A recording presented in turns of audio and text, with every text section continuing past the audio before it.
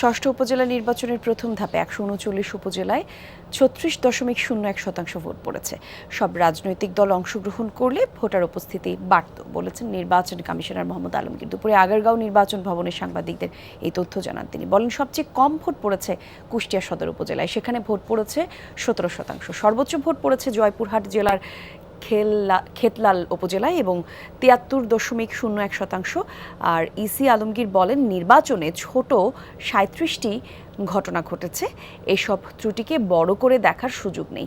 ২ presiding কর্মকর্তা অবহেলা করায় একজনের বিরুদ্ধে মামলা এবং আরেকজনকে জেল দেয়া হয়েছে বলেও জানান তিনি। বলেন, ধান কাটার মৌসুম এবং বৃষ্টির কারণে ভোটার কম হয়েছে। বিএনপি নির্বাচনে অংশ নেয়নি, এছাড়া জাতীয় পার্টির প্রার্থী ছিল কম, এমন বিভিন্ন কারণে ভোটার উপস্থিতিই ছিল কম।